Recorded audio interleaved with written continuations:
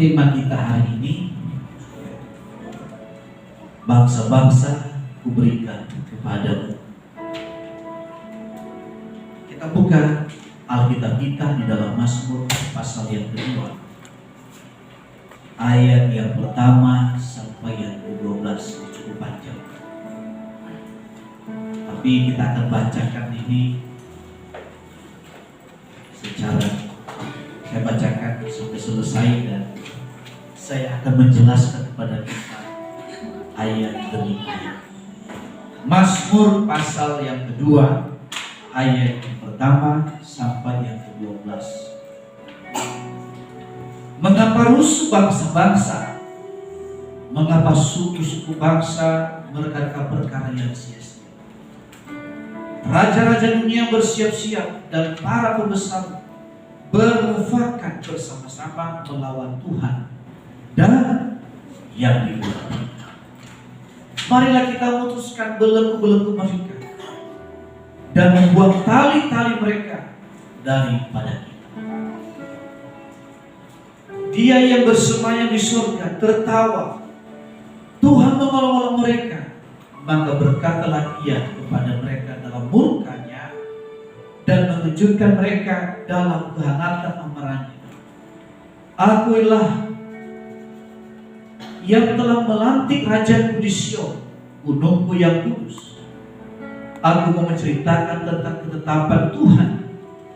Ia berkata kepadaku, anakku, engkau telah kuperanakan pada hari ini. Mintalah kepadaku, maka bangsa-bangsa akan kuberikan kepadamu menjadi pilih pusaka dan ujung bumi menjadi kepunyaan.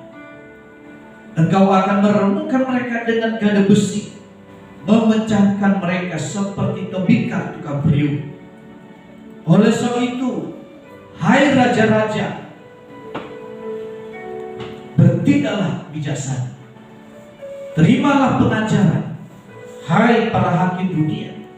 Beribadahlah kepada Tuhan dengan takut dan ciumlah kakinya dan gemetar, supaya Ia jangan murka dan kamu binasa di jalan. Sebab mudah sekali murkanya menyala. Berbahagialah semua orang yang berlindung kepadanya. Saudara yang kasih Tuhan, di ayat yang pertama ini sangat mengejutkan kalau kita melihat. Mengapa rusuh bangsa-bangsa? Mengapa suku-suku bangsa mereka perkara yang sia-sia? Tentu ini bicara bukan secara fisik.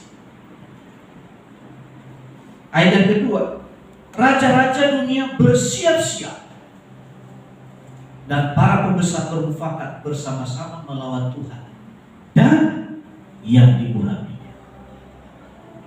Ini bukan kejadian secara fisik, karena Tuhan itu tidak ada satupun yang sanggup melihatnya. Abraham, Musa, memang mereka punya pengalaman pribadi dengan Tuhan, tapi mereka tidak mampu melihat Tuhan secara langsung. Tapi Tuhan menutup wajah mereka supaya mereka jangan melihat Tuhan. Karena siapa bisa melihat Tuhan, dia akan binasa. Ya, tapi ini melawan Tuhan, ini berbicara tentang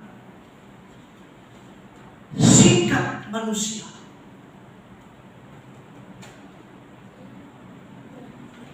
Ya, ada pertama dan kedua tadi.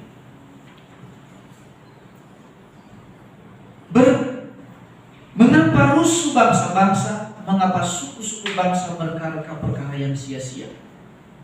Raja-raja dunia bersiap-siap dan para pembesar bermufakat bersama-sama melawan Tuhan dan yang diurapi.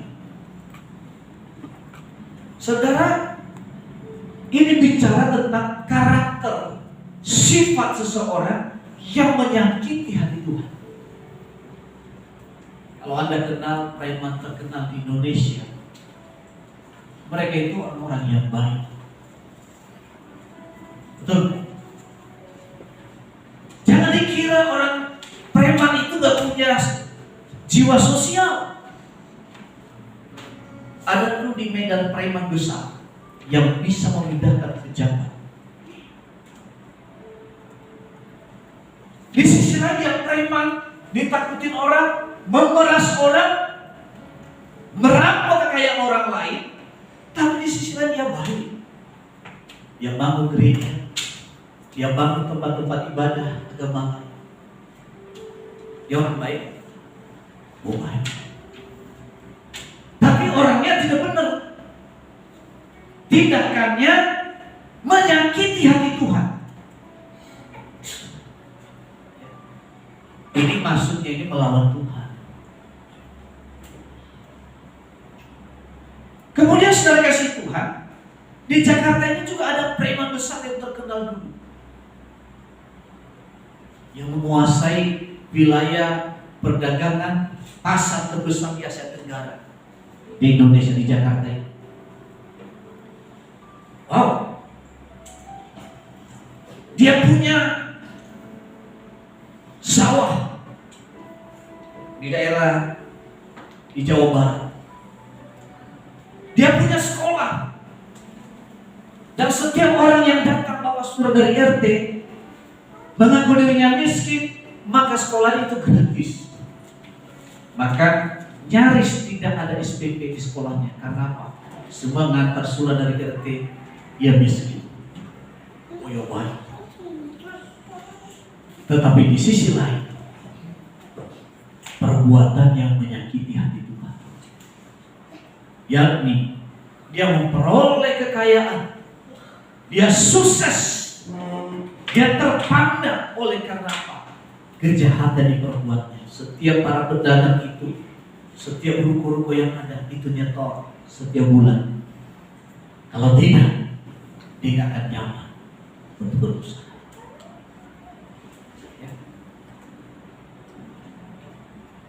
Dan waktu yang lalu juga kita melihat di televisi, ada perusahaan raksasa di Indonesia menawarkan propertinya, dan banyak masyarakat yang berikan DP,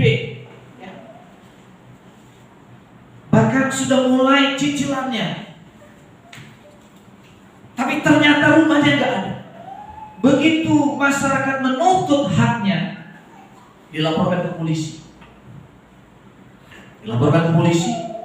Dan akhirnya viral kejadian itu.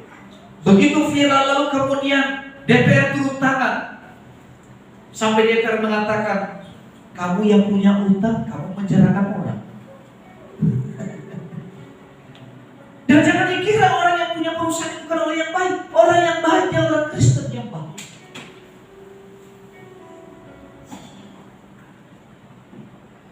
Itu artinya pengertian ayat ini melawan Tuhan bukan secara fisik, tapi dengan perbuatannya, sikapnya, tindakannya itu melawan Tuhan.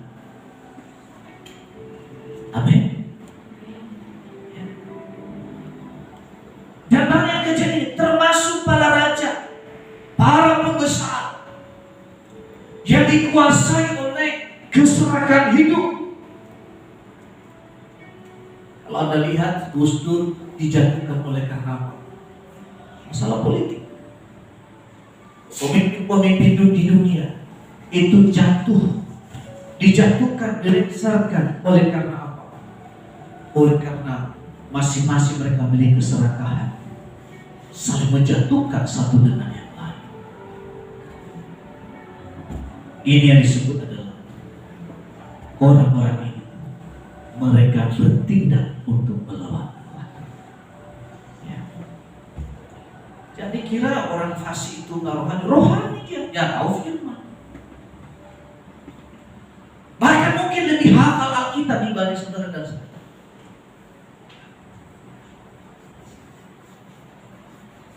Bahkan juga bisa juga dia menjadi aktivis di dalam gereja. Jadi kalau Anda tanya orang gereja itu banyak kesalahan, dia memang gereja itu tempat orang yang nggak beres. Masih ada orang berdosa, iya. Gereja itu memang tempat orang berdosa untuk diperbaiki. Setuju?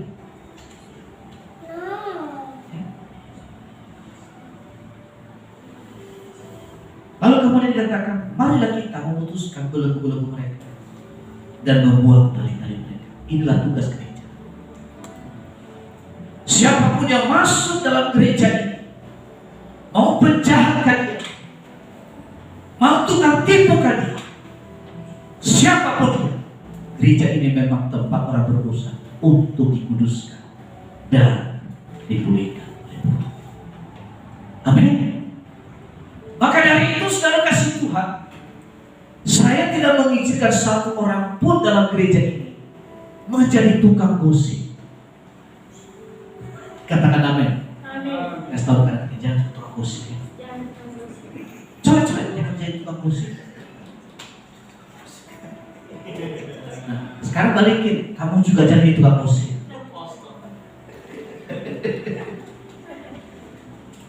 Manusia itu saudara lebih peka melihat kesalahan orang lain,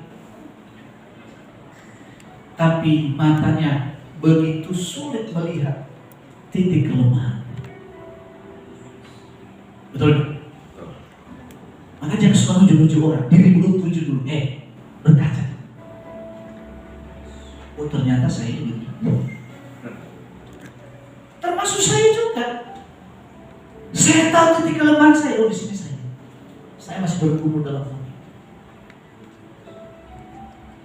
Tapi di sini kita, setiap orang yang mungkin dalam pandangan kita dia bukan orang yang benar, nah Andalah dipakai Tuhan untuk melihatnya, supaya Anda membawa orang ini ke arah yang lebih benar. Amin. Bukan justru kita ini mendorong orang pada kebinasaan. Iya, saya tahu kesalahannya. Saya tahu dia begini kelakuannya. Bukan saya nggak tahu kelakuan jemaat yang saya gembalakannya, saya tahu satu persatu. Saya tahu kelebihannya, kekurangannya. Dari cara bicara aja bisa saya tahu, oh, orangnya pasti begini. Sebagai seorang mahasiswa teologi ya, maupun sebagai seorang gembala, saya belajar psikologi. Saya belajar psikologi hukum. Jadi kalau orang ngomong itu, ini pasti ngomong tadi, minggu lalu ngomong akhir, minggu ini dia ngomong ini. Saya tahu, berarti dia bohong.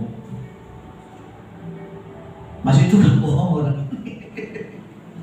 Tapi saya, meskipun saya tahu orang itu kan bohong, di rumah saya itu orang Tuhan, Tuhan mampukan saya bagaimana caranya supaya orang itu kan bohong ini menjadi orang yang jujur.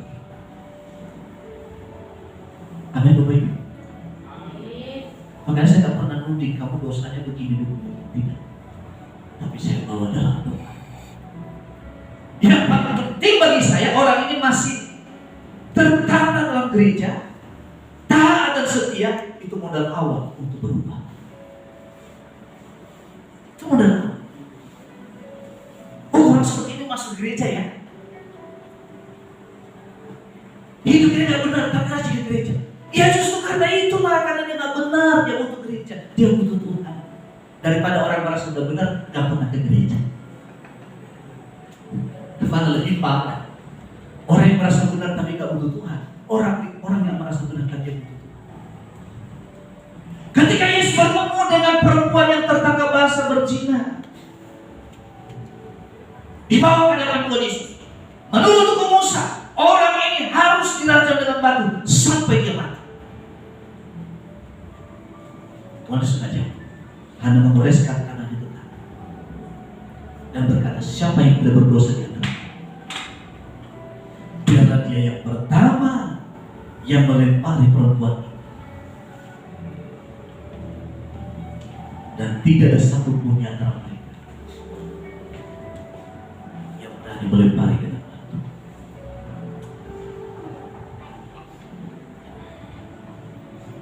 Nah ini itu bicara tentang sikap Tuhan Yesus, berbicara tentang gereja. Dan akhirnya satu persatu dibentuk. Tapi pertanyaan, orang-orang yang menangkap wanita ini, wanita berdosa ini, menurut mereka, laki-lakinya yang mana? Kok laki-laki tidak ditangkap? Di sisi lain menegakkan kebenaran, di sisi lain juga kompromi dengan kesalahan. Kan dua-duanya salah dong. Gak mungkin perempuan ini berzina dengan batang kelapa. Ya kan? Masa batang kelapa gak mungkin. Pasti ada laki-lakinya juga. Ada pria hidup belang. Ya kan? Pasti ada yang order. Kenapa itu gak ditangkap? Berarti mereka di sisi lain menegakkan hukum, di sisi lain juga mereka melanggar hukum. Makanya Tuhan katakan, kalau kamu tak berdosa, lemparlah. Kan langsung berkaca, oh iya, tadi saya tak tangkap itu orang. Tapi Anda tahu siapa wanita itu? Dialah wanita yang pertama yang melihat Tuhan Yesus bangkit dari antara kuburan. Yang mengunjungi Yesus di pagi hari dan masuk ke gua melihat mayat Tuhan Yesus sudah tidak ada. Bukan murid-murid yang lain. Murid yang lain itu sedang berduka. Hanya wanita-wanita itu berbahagialah kamu diceritakan sebagai wanita. Amin. Yang wanita-wanita bukan pelengkap penderitaan. Perananmu itu penting. Begitu mereka lihat, mereka yang pertama menceritakan pada murid, Tuhan kita sudah bangun. Tuhan kita sudah bangun. Baru murid yang lain langsung berdatangan. Jadi gereja itu bukan tempat orang yang sudah sempurna, tapi gereja tempat orang untuk disempurnakan. Gereja juga bukan tempat yang serba aman, serba les, tapi gereja Tuhan janjikan, Tuhan menyertai. Ada lagu yang dinyanyikan oleh Adetu dari Maluku. Tuhan tak pernah janji langit selalu biru, tetapi Dia berjanji selalu menyertai. Tuhan tak pernah janji jalan selalu ramai, tetapi Dia berjanji berikan kekuatan. Jangan pernah menyerah, jangan berputus asa. Mujizat Tuhan ada saat hati menyembah. Jangan pernah menyerah, jangan berputus asa. Mujizat Tuhan ada bagi yang setia dan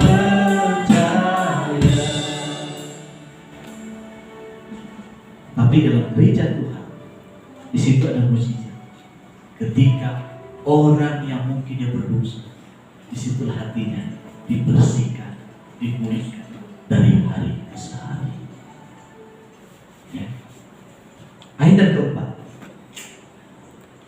Dia yang bersemayam di surga tertawa, Tuhan mengolok-olok mereka.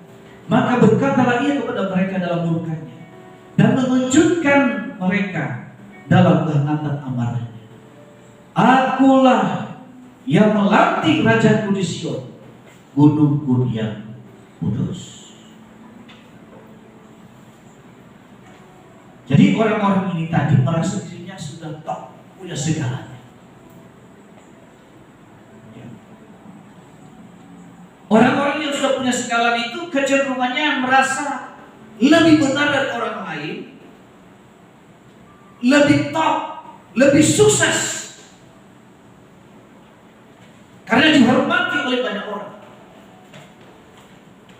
Dan dari sikap itu, saudara, pernah saya baca sebuah status seseorang.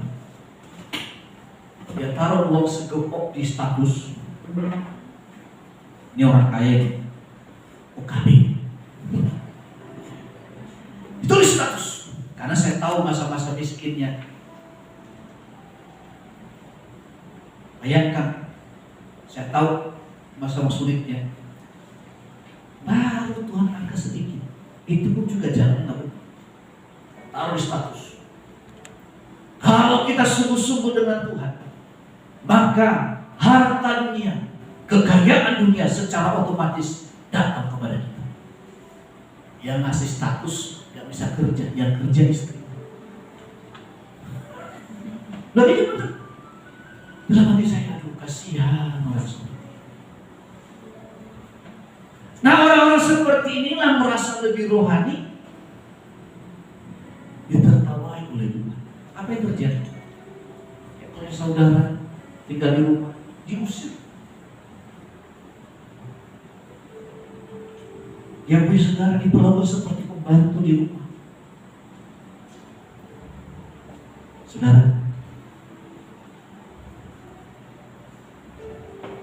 yang nanti waktu dia miskin begitu ramah dengan keluarga, ngomong sama orang sopan, tiba-tiba berubah. Lo ngomong sama orang itu gak bikin perasaan orang. Ya. Kadang-kadang kalau ngomong sesuatu, saya kan kita ini kan, sorry ya, mulai sendiri kan tahu barang-barang mahal dan yang tidak, asli atau tidak. Harga 2 juta ditinggiin, harganya bisa lebih 5 juta. Mereknya, serinya kita tahu. Kenapa harus gitu ya? Saya aja tertawa, Tuhan melihat, aduh, Dodol, kamu baru begini aja. Nah ini benar, ini fakta yang kita lihat.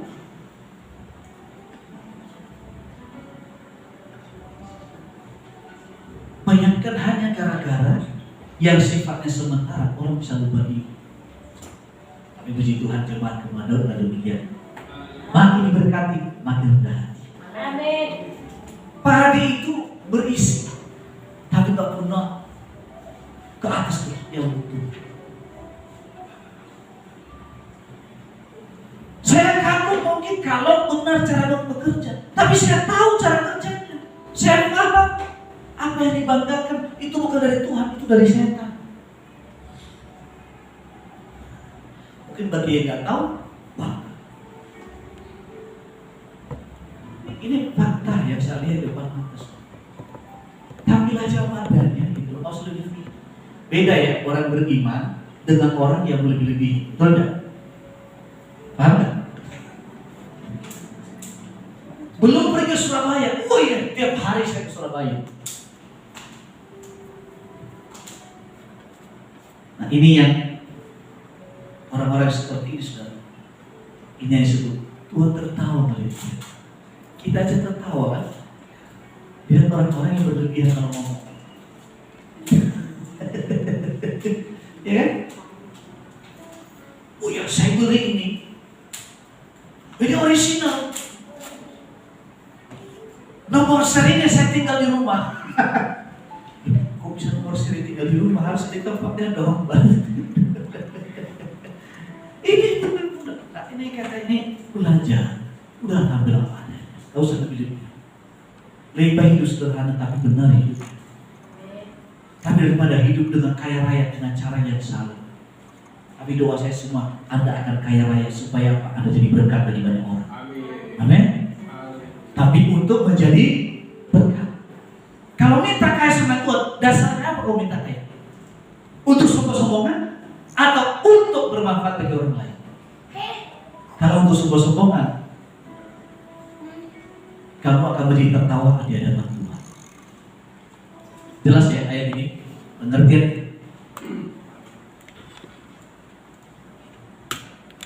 Akulah yang melantik rajaku di Sion, gunungku yang kudus.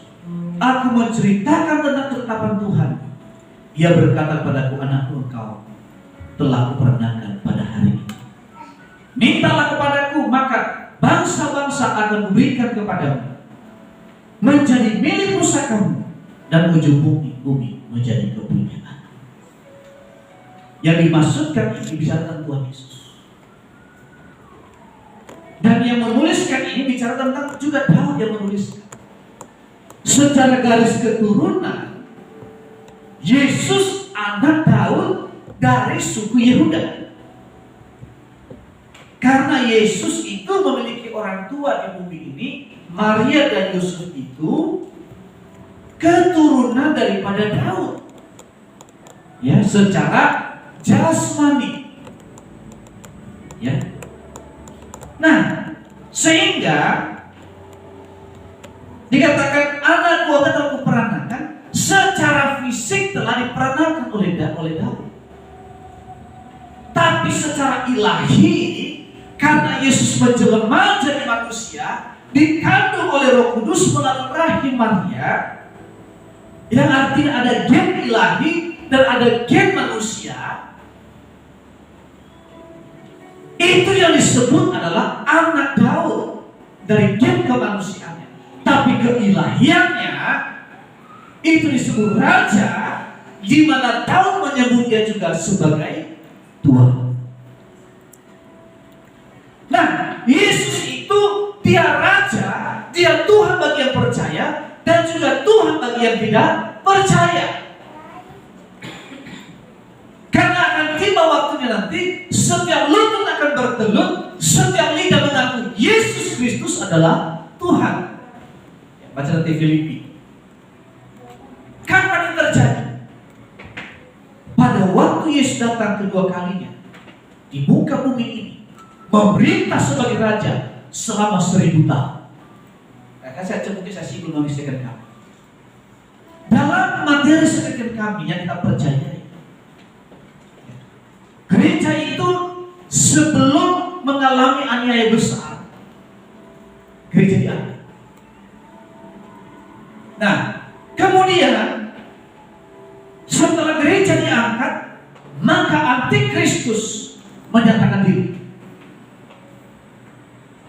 Karena pada waktu itu, saudara kasih Tuhan, Israel membangun bait Allah yang ketiga.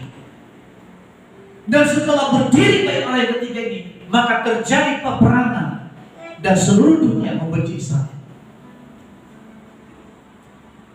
Begini, sekarang itu masjid yang Al-Aqsa sekarang ini, tempat di mana Bait Salomo itu didirikan maupun juga dibangun oleh Herodes.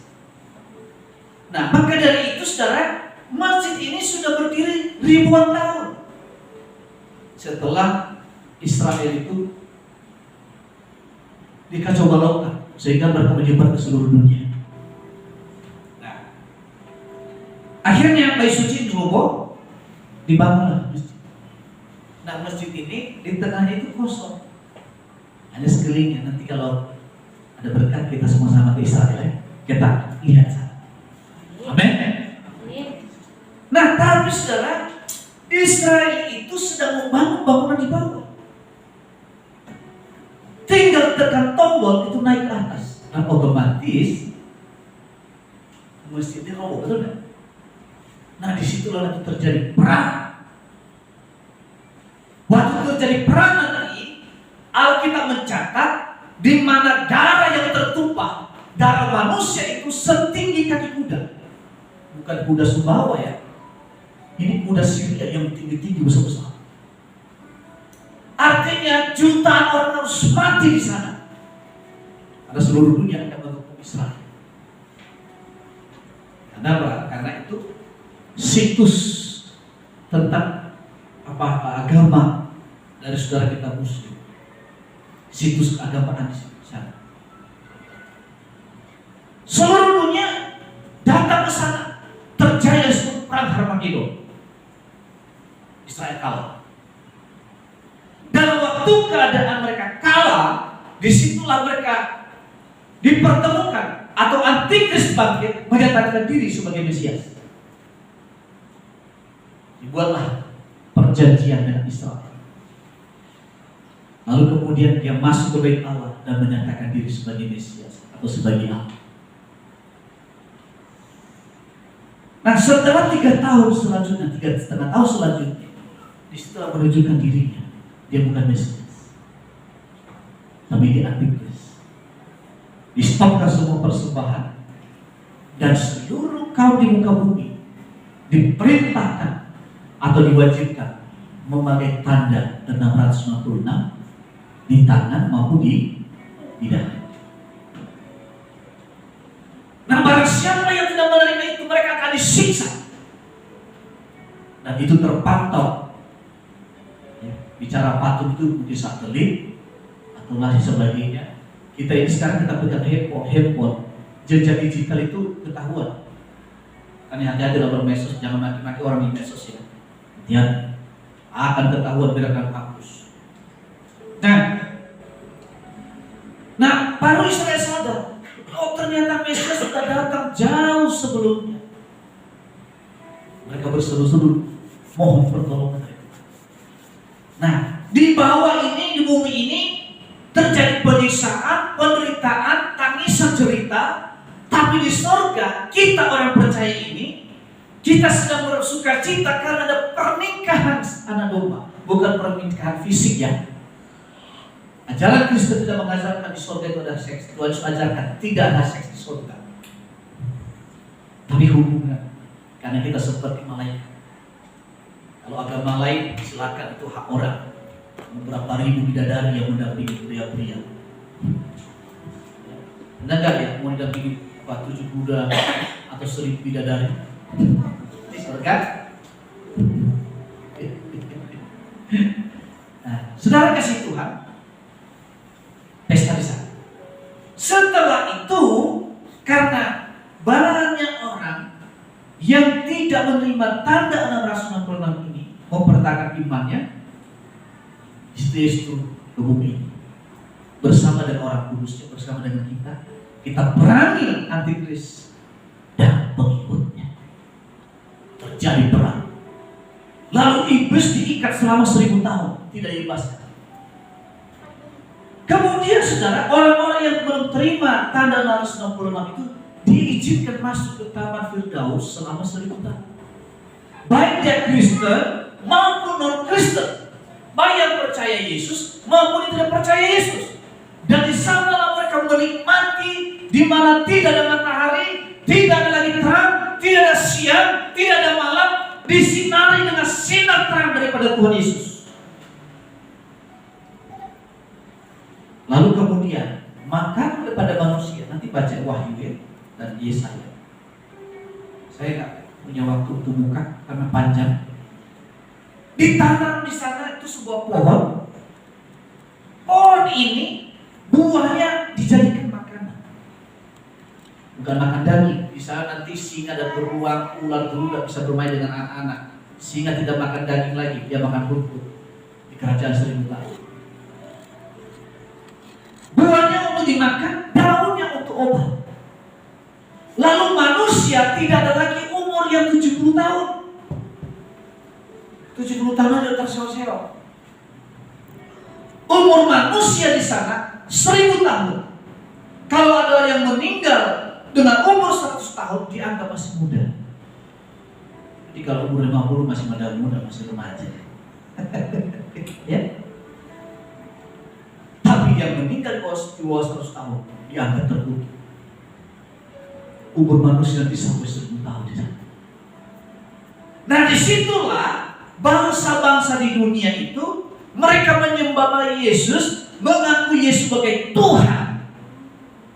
Setiap lutut akan bertelur, setiap lidah mengaku Yesus Kristus adalah Tuhan, yaitu di kerajaan 1000 tahun. Oh, pada waktu itu orang semua bahagia, menikmati segala berkat, sampai ada yang menikah. Ya tentu yang belum diangkat yang menewasa punya kesempatan untuk menikah. Jadi saudara tinggal pilih mau diangkat sebelum aniaya atau sudah niaya. Kalau sesudah niaya masih ada kesempatan menikah di muka bumi dengan 1000 tahun. Tapi kalau yang diangkat sebelum aniaya, dia udah lupa dengan sistem dunia, sudah di situ dia. Mau pilih yang mana Pak Edward?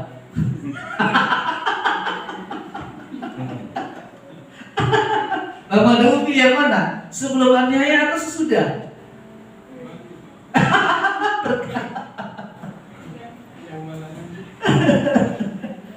Gereja kita menekankan sebelum aniaya gereja sudah diangkat. Ya.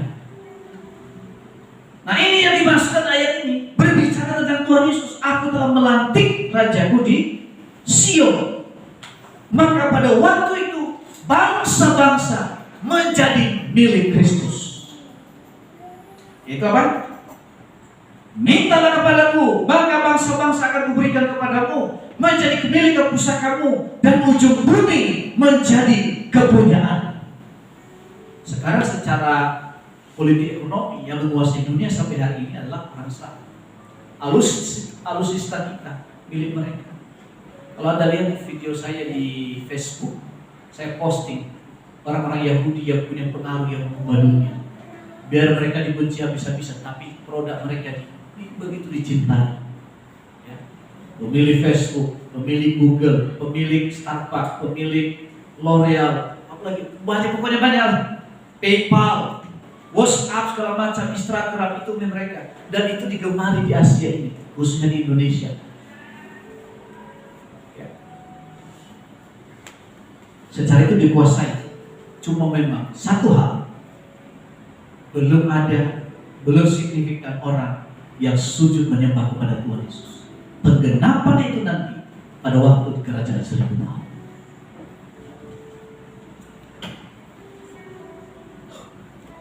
Engkau akan menemukan mereka dengan gada besi, memecahkan mereka seperti tembikar tukang periuk.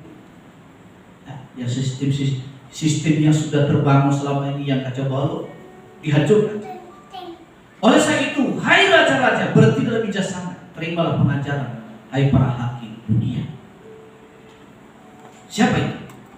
Nanti kita ini ketika kita masuk kerajaan 1000 tahun, kita ini memerintah 12 suku Israel di kerajaan 1000 tahun. Kenapa? Karena kita ini juga adalah orang Israel yang dicangkokkan. Katakan, Israel yang dicangkokkan. Nah, kasih tahu anak dia, kamu Israel. Artinya kita punya hak menerima berkat Abraham, Ishak dan Yakub. Nah, untuk memerintah bersama dengan Yesus, kita dikatakan yang disebut di sini, terimalah pengajaran, hai para hakim dunia. Bukan dunia yang sekarang, tapi dunia yang akan datang, yaitu kerajaan 1000 tahun. Tapi latihannya dari sekarang ini, kita belajar untuk bijaksana supaya kita bisa hidup sama seperti Kristus Yesus. Karena goal semua gereja, apapun alirannya, apapun doktrinnya, pada ujungnya kita diajarkan kita menjadi serupa dengan Kristus, menjadi gambarnya. Doktrin beda, tapi ujungnya itu supaya pikiran perasaan Kristus bisa meresap atau tinggal atau menguasai pikiran kita semua. Fungsi. Dan saya tutup di sini. Beribadah kepada Tuhan dengan takut dan jiwa hatinya dengan gemetar. Dalam perjanjian lama, para imam, kalau macam-macam, imam itu ada golongan. Ada imam besar agung. Imam besar agung itu yang boleh masuk ke rumah kudus. Itu pun hanya setahun. Nah, imam besar kalau masuk ke dalam rumah kudus, itu di jubahnya itu dibikin lonceng, lalu dibikin tali.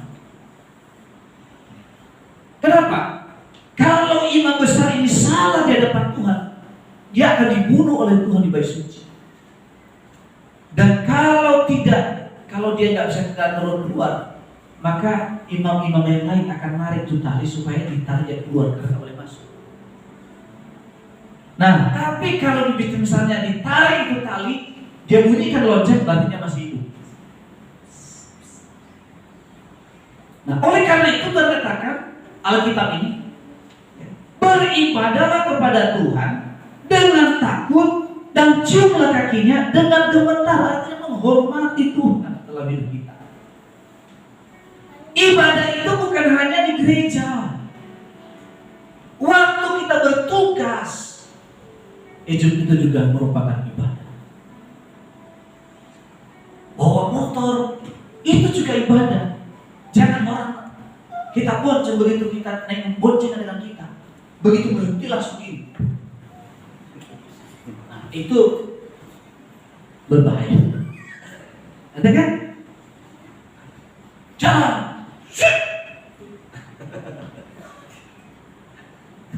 Nah ini, itu bukan belum beribadah.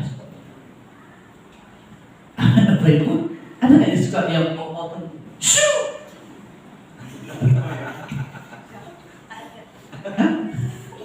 Nah, ini belum Roh Kudus itu, makanya nggak ibadah.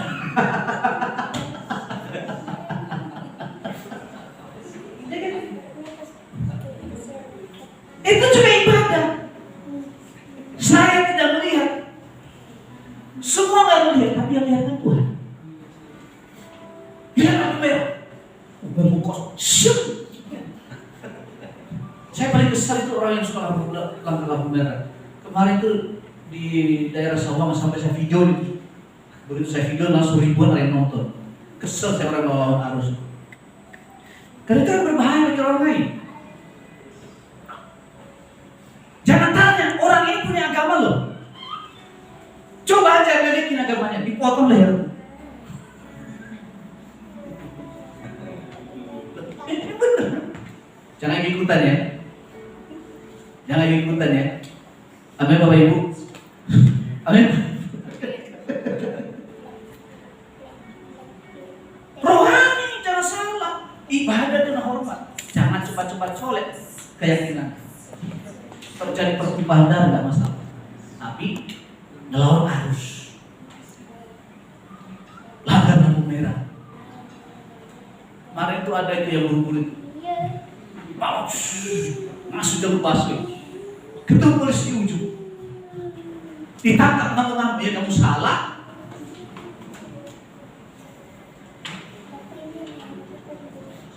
Jadi seluruh aktivitas kita ini juga ibadah. Kalau di gereja ini malaikat, dimanapun tetap malaikat. Apa? Tetap malaikat.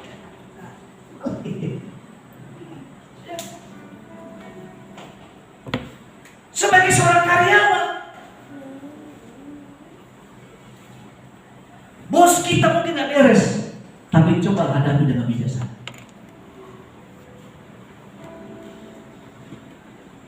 Saya sebagai hamba Tuhan harus belajar dekat dengan hamba Tuhan meskipun saya tidak. Amin Bapak Ibu. Ini disebut takut akan Tuhan. Dalam perjanjian baru, bukan seperti perjanjian lama. Kalau perjanjian lama masih mati. Perjanjian baru beda. Pengurapan kita itu mulai terkikis. Gak mungkin ada pengurapan maki-maki orang, betul nggak? Ada nggak pengurapan maki-maki orang? Tidak ada pengurapan nempelin orang. Ada nggak pengurapan nempelin orang? Karena nggak ada berlawanan dengan pengurapan dalam diri kita, Roh Kudus mulai undur, ya kan? Betul nggak? Pengurapan itu mulai undur. Karena apa? Salah menggunakan pengurapan. Pengurapannya untuk maki-maki orang, pengurapannya untuk nempelin orang. Artinya kita jauh dari hadirat Tuhan. Nggak mati seperti perjanjian lama, tapi secara rohani kita mengalami kemerosotan. Paham maksud saya? Amin. Ini penting untuk kita lakukan pelan-pelan. Ya tentu juga saya memahami, saya belajar memahami proses bahwa manusia itu punya proses perubahan. Tidak ada pengurapan ibu orang.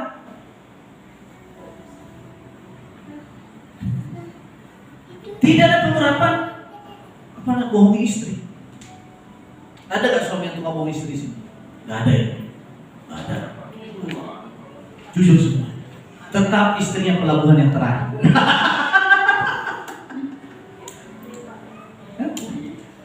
Ada gak istri suka bohongi suami? Ada, Pak. Kalau itu ada. Ampunilah kami semua Tuhan Yesus.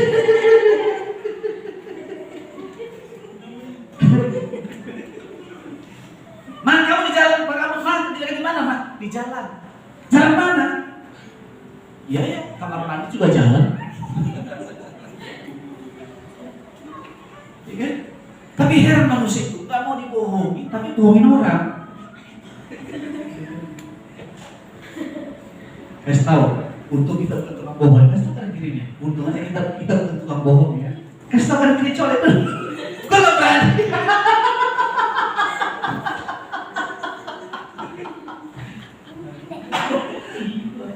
Firman itu buat saya juga loh.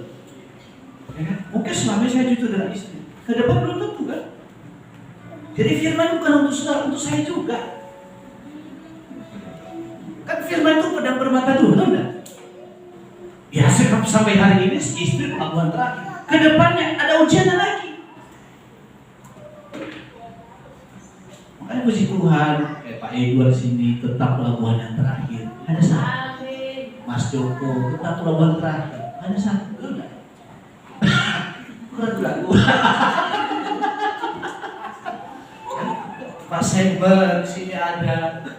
Tetap berani pelabuhan yang terakhir. Mungkin kamu yang pertama, tapi kamu yang terakhir.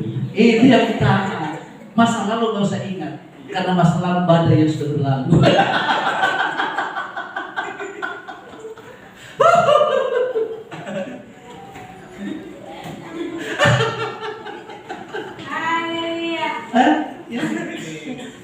Makanya gitu loh, hati-hati. Jadi bagi yang mau menikah juga harus hati-hati.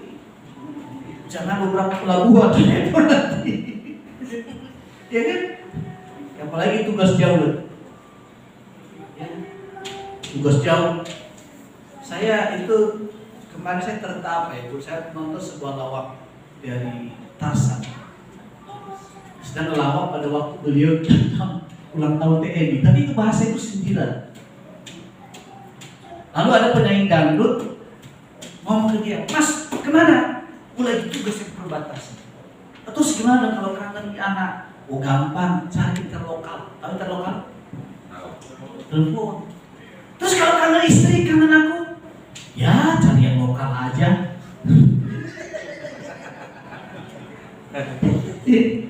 Jangan ada kayak gitu ya. Amin. Amin. Jangan cari di kantor.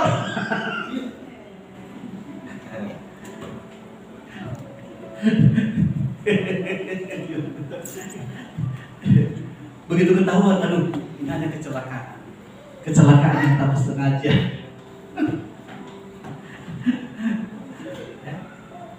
Jadi inilah orang-orang yang bisa menguasai dunia adalah orang-orang yang bisa berjalan bersama dengan Tuhan. Ya. Katakan sejujurnya, dan kata sejujurnya artinya tidak ada dusta di antara kita. Itu bagaimana pasti? Kenapa ketawa sih? Saya curiga ini. Saya curiga ini kenapa? Ada apa ini? Hah? Artinya tidak ada dusta di antara kita. Ya. Saya bersyukur pada Tuhan, bahagia karena jemaat-jemaat saya gembalakan itu selalu jujur apa adanya.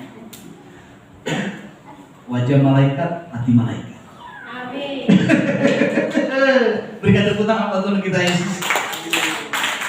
Baik, kita sampai di sini firman Tuhan. Mari kita berdoa.